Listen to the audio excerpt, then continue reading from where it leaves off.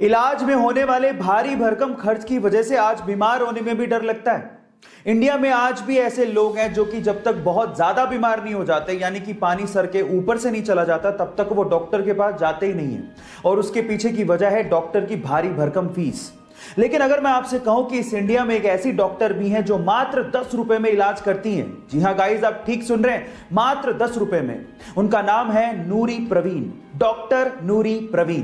वो आंध्र प्रदेश के कुडपा जिले में अपना क्लिनिक चलाती है और उनका सपना है कि एक दिन वो बहुत बड़ा अस्पताल खोलें और उसमें भी मात्र 10 रुपए में चेकअप करें। गाइस, नूरी प्रवीण के इस जज्बे को मैं दिल से सलाम करता हूं। गाइस, आपने अपनी जिंदगी में घोड़े तो बहुत देखे होंगे, लेकिन आज इस वीडियो में मैं आप लोगों को दुनिया का सबसे दुर्लभ और सबसे खूबसूरत घोड़ा दिखाने जा रहा हूं, जिसे देखने के बाद आपको फील होगा कि मानो आपने जन्नत का घोड़ा देख लिया हो।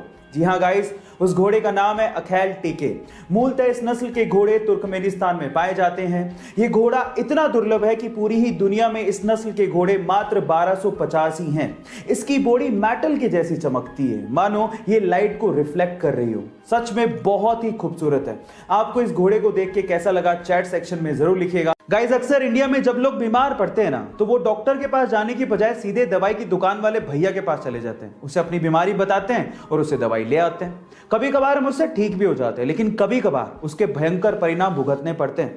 अब इसी से रिलेटेड मैं आपको एक बहुत इंपॉर्टेंट इंफॉर्मेशन देना चाहता हूं। अगर अगली बार आप डॉक्टर की पर्ची के बिना किसी दवाई की दुकान पर जाएं, तो प्लीज दवाई खरीदने से पहले उसे पलटकर रेड स्ट्रिप यानी कि लाल पट्टी जरूर चेक कर ले।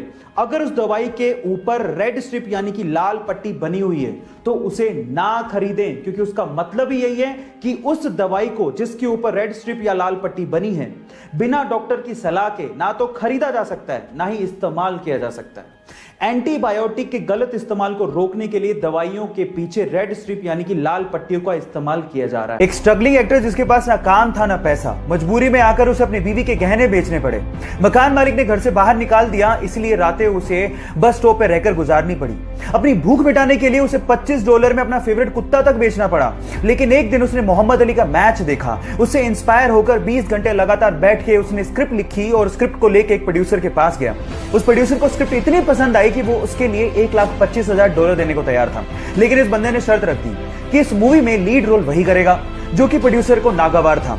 उस प्रोड्यूसर ने उसे कहा कि मैं तुम्हें $2.5 लाख देने को तैयार हूं स्क्रिप्ट के लिए, लेकिन वो बंदा टस से मस नहीं हुआ। फाइनली उसे हीरो बनाया गया उस मूवी में और मूवी को रिलीज किया गया। उस मूवी का नाम था रॉकी, जो कि सुपर हिट साबित हुई। बंदे का नाम है सिल्वेस्टर स्टेलोन। जिस बंदे को $25 के लिए अपना कुत्ता बेचना पड़ गया था, आज वो $500 मिलियन का मालिक है ना इंस्पायरिंग बात।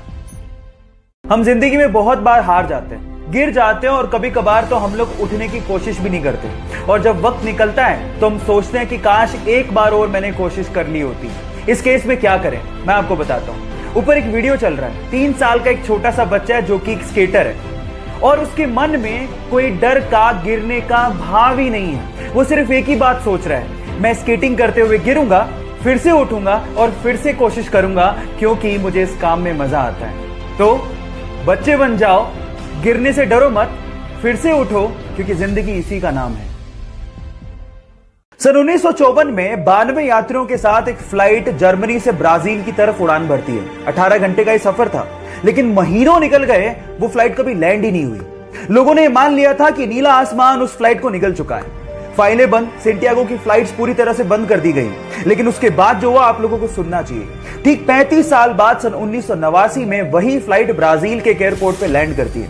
वहां की अथॉरिटीज ने पायलट से कांटेक्ट करने की कोशिश करी, लेकिन कोई जवाब ही नहीं मिला। उसके बाद वो लोग फ्लाइट पे चढ़े, लेकिन जो उन्होंने देखा वो हैरान कर देने वाला था।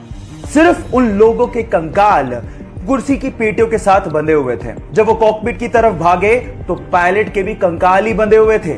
अब सवाल यह है कि अगर पायलट के कंकाल ही बंधे हुए थे तो फ्लाइट लैंड कैसे हुआ? विज्ञान ने बहुत तरक्की कर ली है, लेकिन ऐसी बहुत सारी घटनाएं हैं जिनका जवाब विज्ञान के पास भी नहीं है। बचपन से उसके पापा उसे म्यूजिक कॉन्सर्ट में लेके जाया करते थे, जिसकी वजह से म्यूजिक में उसका इंटरेस्ट बढ़ चुका था। अब वो सिंगर बनना चाहता था, लेकिन प्रॉब्लम ये थी कि वो बचपन से ही हकलाता था, जिसकी वजह से स्कूल के सारे बच्चे उसे चिढ़ाया करते थे। एक दिन उसके पापा ने उसे एमएनएम का सीडी लाके दिया, जिसे प्ले करने के बाद वो हैरान रह गया कि कोई बंदा इतना तेज कैसे गा सकता है। उसके बाद एमिनेम से इंस्पायर्ड होकर उसने स्पीच थेरेपी ली और सिंगर बनने के लिए लंदन चला गया। फिर अपनी एल्बम प्लस से उसने लोगों के दिलों में अपनी जगह बनाई। उसके बाद उसने पीछे मुड़ के कभी नहीं देखा। फिर उसके बाद अपनी एल्बम मल्टीप्लाई के लिए उसने 2 ग्रैमी अवार्ड जीते और अपनी एल्बम डिवाइड के शेप ऑफ यू सॉन्ग से पूरी दुनिया में छा गया। Yes guys, I'm talking about